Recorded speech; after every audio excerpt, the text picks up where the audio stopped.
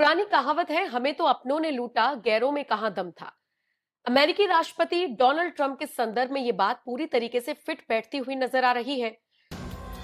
America के पूर्व राष्ट्रपति बराक ओबामा ने जमकर तारीफ की है। आज यूनाइटेड स्टेट की तरफ से इंडिया के लिए एक बड़ी खबर, एक बड़ी खुशखबरी आ गई है जी। ट्रम्प के खुद के लोग उन्होंने ओपनली पैगाम दे दिया ट्रम्प सरकार को कि इंडिया को एनिमी मत बनाओ, इंडिया हमारा बेस्ट न्यूट्रल अलाय है। India sits at the heart of Asia, surrounded by opportunities and challenges that the United States can't fully experience from across the ocean.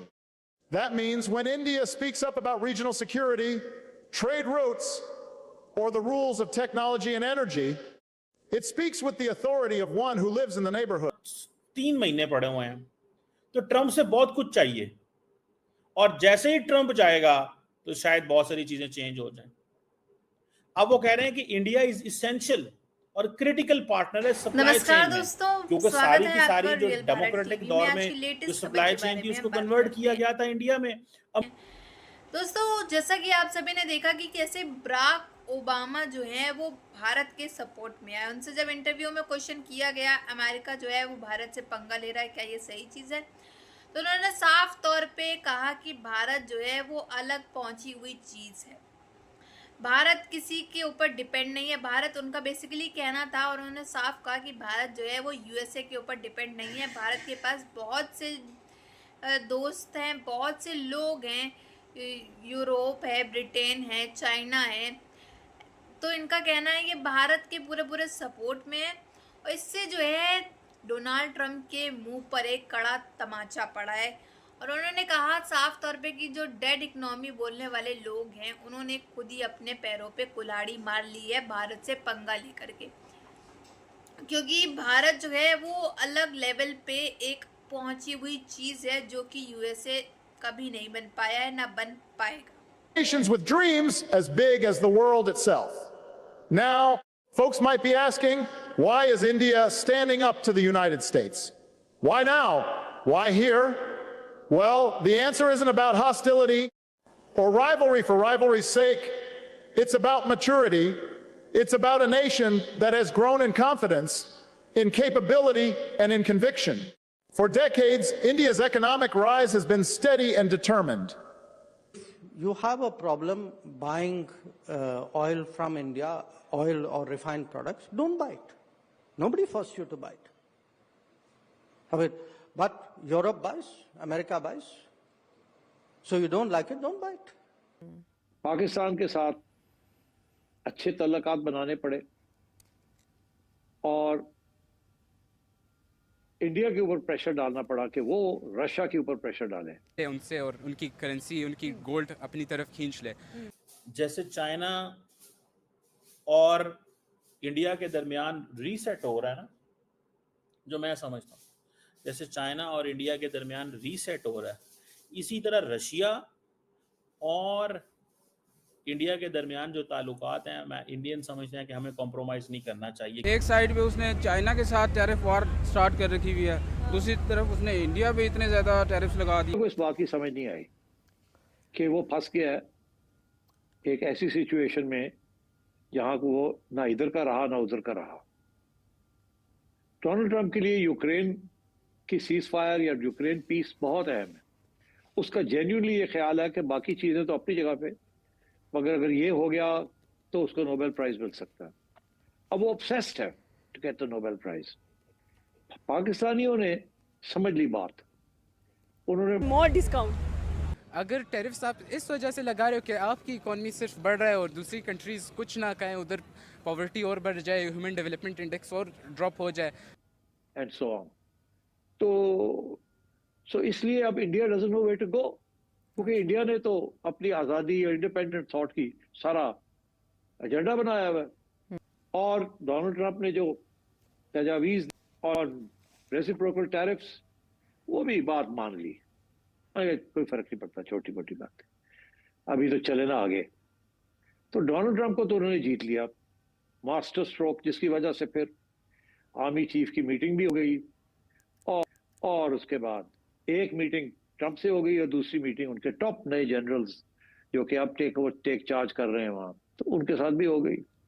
India ने तो अपनी आजादी और इंडिपेंडेंट थॉट की सारा एजेंडा बनाया हुआ है और वो we know how to balance.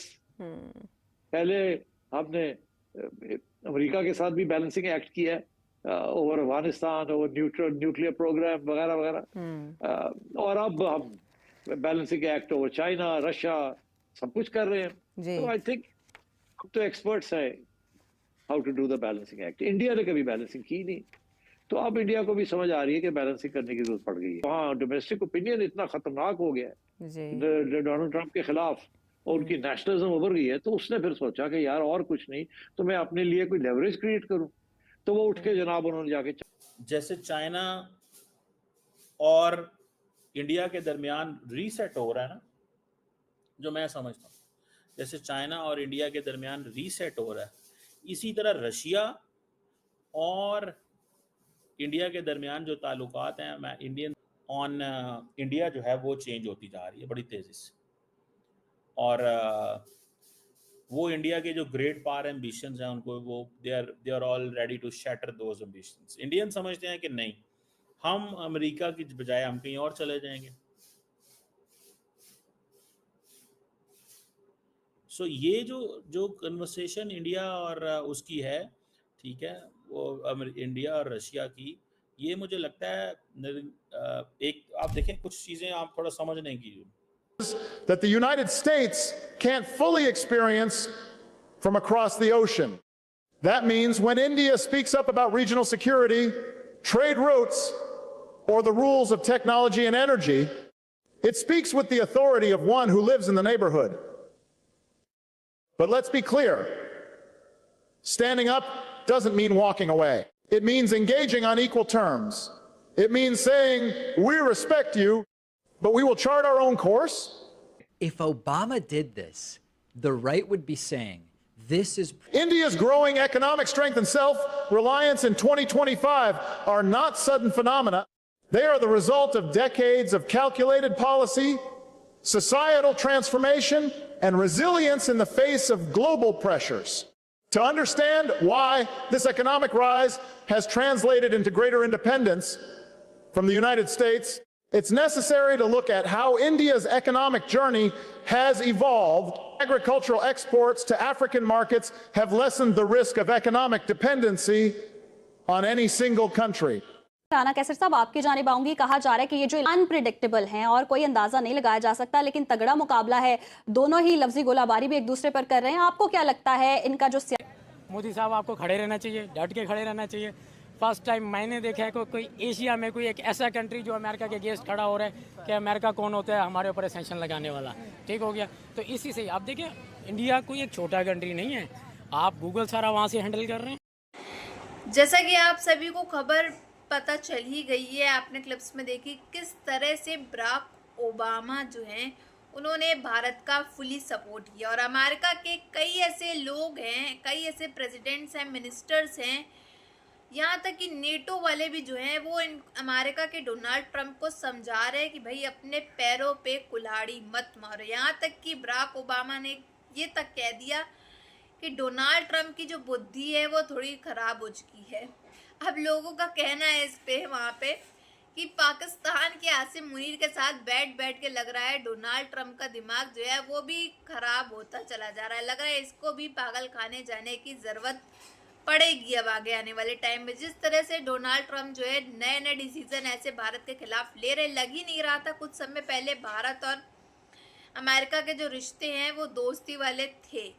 जिस तरह से डोनाल्ड ट्रंप ने टैरिफ पे टैरिफ जो है भारत के ऊपर लगाए और भारत को ये छेड़ता चला जा रहा है, इसका अंजाम जो है वो अमेरिका को बहुत जल्द और बहुत ज़्यादा नुकसान के साथ भुगतना पड़ेगा।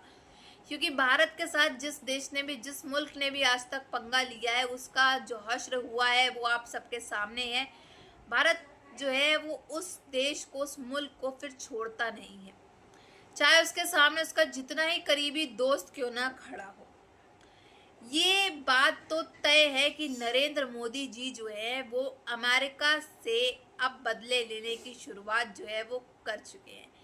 आपको बता दें कि इंडिया के अंदर अमेरिकन प्रोडक्ट्स जो है वो अनऑफिशियली जो है पूरी तरह से बॉयकॉट कर दिए गए। इस चीज़ की न्यूज़ जो है मैंने डाली है, जाकर के आप मेरे चैनल पे चेक भी कर सकते हैं कि India has band American products. ये बहुत ही ब्रेकिंग न्यूज़ है और अभी तक कुछ चैनल्स ने ये अपलोड भी नहीं किया, लेकिन मोस्टली जो है अमेरिकन प्रोडक्ट्स इंडिया में बॉयकॉट कर दिए गए हैं सिर्फ और सिर्फ डोनाल्ड ट्रंप के कारण। आपकी क्या राय है कमेंट बॉक्स में ज़रूर बताइएगा। अगर आपको हमारी वीडियो अच्छी लगी हो तो like share and comment and subscribe please.